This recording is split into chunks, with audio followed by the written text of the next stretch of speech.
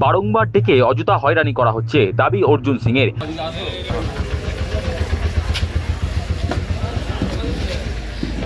তলবের পর তলব, বারংবার তাকে ডেকে হেনস্থা করা হচ্ছে, এমনটাই দাবি ব্যারাকপুরের প্রাক্তন সাংসদ তথা বিজেপি নেতা অর্জুন সিং এর। প্রসঙ্গত, ভাটপাড়া পুরসভার পুরপ্রধান থাকাকালীন অর্জুন সিং নাকি চেয়ারম্যান রিলিফ ফান্ডের অর্থ ব্যক্তিগত কাজে লাগিয়েছিলেন।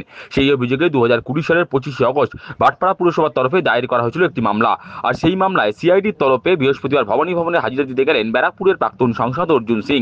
তদন্তকারীদের মুখোমুখি হওয়ার আগে জগদ্দলের মজদুর ভবনে সাংবাদিকদের মুখোমুখি হয়ে প্রাক্তন সাংসদ অর্জুন সিং বলেন, বারংবার তাকে ডেকে অযথা হয়রানি করা হচ্ছে।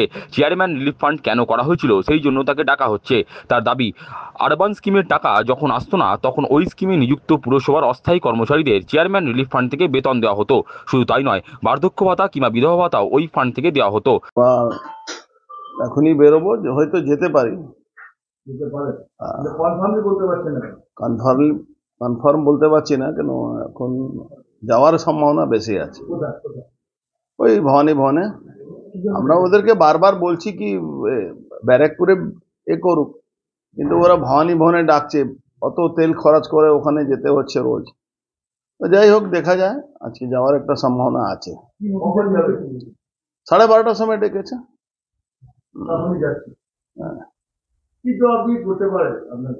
কিছুই করতে পারবে না, কি করবে? হারাসমেন্ট করবে, ডাকবে, ওখানে সময় নষ্ট করে আমাদের। কেসে তো কিছু নেই। চেয়ারম্যান রিলিফ ফান্ড কেন করেছিলাম? চেয়ারম্যান রিলিফ ফান্ডে এখনো আছে, এখনো চলছে। চেয়ারম্যান রিলিফ ফান্ড করে মানুষের সুযোগ সুবিধা করার। কখনো কখনো এমনও হয়েছে মমতা ব্যানার্জি সরকার পেমেন্ট দিতে পারছে না, সেখান থেকে পেমেন্টও করা হতো ওয়ার্কারদের। তো রিলিফ ফান্ডের থেকে ক্যাজুয়াল দের urban development, urban employment committee, urban employment স্কিমের মাধ্যমে যখন টাকা দেরিতে আসতো তখন পেমেন্ট করা হতো। কখনো কখনো কি নাম, ওই বিধবা পেনশন, বৃদ্ধা পেনশন, ওখান থেকে ফান্ড দিয়ে পেমেন্ট করা হতো। তো এদের কিছু নেই, এরা শুধু হ্যারাসমেন্ট। আমার পরিবার, আরে ভাগ্য ভালো বাবা আমার নেই, বা বাবাকে টেনে নিয়ে আসতো এরা। তার অভিযোগ, তদন্তের নামে বারংবার তাকে ডেকে হেনস্থা করা হচ্ছে, তাই তিনি এবার সুপ্রিম কোর্টের দ্বারস্থ হতে চলেছেন। তার সংযোজন, পুলিশ অফিসার যারা এখন বেআইনিভাবে তলব করছেন, সরকার বদলালে তাদের বিরুদ্ধে আইনি পদক্ষেপ নেওয়া হবে। তারা অবসর নিলেও ছাড় পাবেন না। ও সুপ্রিম কোর্ট থেকে আছে, ও আজ থেকে না, অনেকদিন ধরে আছে।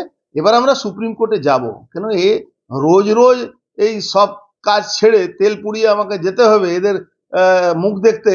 মানে যারা আমাদের থেকে তদন্ত করে, তারা জীবনের তদন্ত কাকে বলে জানে? এরা তদন্ত কাকে বলে, কোন আইনে তদন্ত করতে হয়, কোন ম্যাটারে জিজ্ঞাসাবাদ করতে হয়, তারা কোনো আইডিয়া আছে?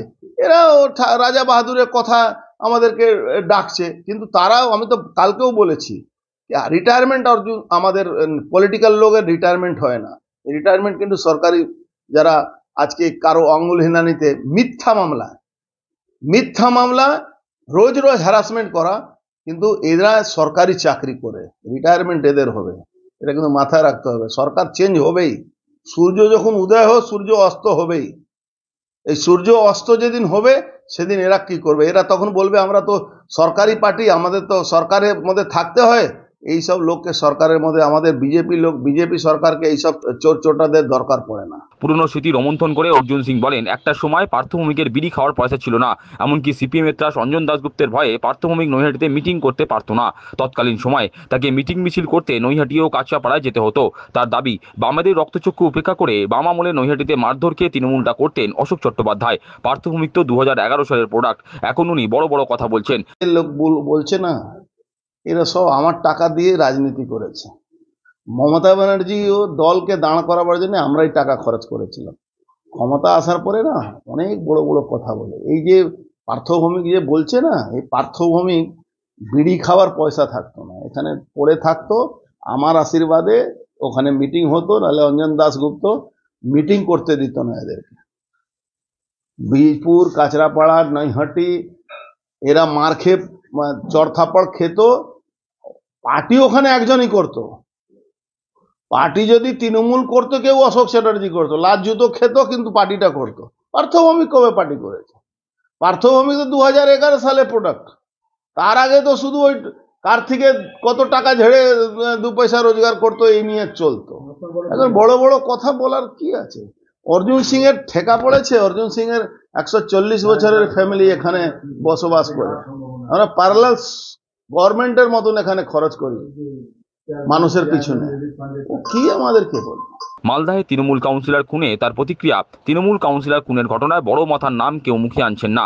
ওখানকার নেতারা শুধু বলছেন ঘটনার নেপথ্যে বড় মাথা রয়েছে। তার দাবি, খুনের ঘটনায় ধৃত নরেন্দ্রনাথ তেওয়ারিকে বলির পাঠা করা হলো। দেখলেন না ওই মালদায় কাউন্সিলর মারা গেল, বড় মাথা। বড় মাথা সবাই বলছে, বড় মাথাটা কে, কেউ বলছে না। বড় মাথা তো এখানে একজনই আছেন, তিনি সবটাই চালাচ্ছেন। তো বড় মাথা তো উনিই হতে পারেন। তা বড় মাথাটা কে? সবাই বলছে নাকি বড় মাথা? যিনি, যার স্বামী মারা গেছেন, তিনিও বলছেন বড় মাথা। ওখানে কৃষ্ণেন্দুও বলছে বড় মাথা। ওখানে তৃণমূলের প্রত্যেকটা নেতাই বলছে বড় মাথা। বাট হুই ইজ বড় মাথা? এই তিওয়ারিটা কি বড় মাথা? ওটা বলি পাঠা হলো, মুরগি হলো। ওর ওর কাছে 50 লাখ টাকা দেওয়ার ক্ষমতা আছে? 50 লাখ টাকা দিয়ে খুন করাচ্ছে ওই তিওয়ারি যাকে ধরেছে। ওটা কাউকে বলি পাঠা করতে হবে। ওকে বলে দেওয়া হয়েছে, তোমাকে ঢোকালাম, 2 মাসের মধ্যে তুমি বেরিয়ে যাবে, যেরকম অজয় প্রসাদ বেরিয়ে গেল। ঠিক ওরকমই হবে। আপনি এখন মিডিয়া এখন দেখাচ্ছে উনার খুনে অমুক লোক ধরা পড়লো, তমুক লোক ধরা পড়লো। লাস্টে যখন বেরোবে তখন কেউ জানে না। অজয় প্রসাদ যখন বেরোচ্ছিল, আপনারা কেউ খবর পেয়েছিলেন? পাননি। হ্যাঁ, পাবলিক যখন তাড়া করেছিল অজয় প্রসাদের খুনিদেরকে, যখন ছাড়া পেয়ে আসার পরে, তখন আপনারা জানেন। তো এইটা এই সরকারে এইসব চলে, এই পার্টিটা এরকমই চলে। তিনি ক্ষোভের সঙ্গে বলেন, ব্যারাকপুর জুড়ে লুটের সাম্রাজ্য কায়েম হয়েছে। শ্যামনগরে এক পরোটা বিক্রেতাকে প্রতি পরোটা পিছু 25 পয়সা দিতে হয়, আর আতপুর এক্সাইড গেটের এক কচুরি বিক্রেতাকেও প্রতি কচুরি পিছু 25 পয়সা করে দিতে হয়। লুটের সাম্রাজ্য কায়েম করছে। এই শ্যামনগর স্টেশনে একটা পরোটা বিক্রি করে তার থেকে 25 পয়সা প্রত্যেক পরোটা দিতে হচ্ছে। এই এক্সাইড ব্যাটারিতে একটা কচুরি বিক্রি করে তাকে 25 পয়সা কচুরি দাম, প্রত্যেকটা কচুরিতে পয়সা দিতে হচ্ছে। নৈহাটিতে সেম অবস্থা চলেছে। ওই একটা কাউন্সিলর আছে, সে বালি তোলা শুরু করে দিয়েছে, আর এখানে পুলিশ কমিশনার বসে বসে ওখানে তামাশা দেখে। অত সস্তায় পুলিশ কমিশনার কোথাও পাওয়া যাবে না। শুধু ক্রিমিনালদের আর তৃণমূলের নেতাদেরকে সিকিউরিটি দিয়ে যাচ্ছে, আর কিছু কাজ নেই।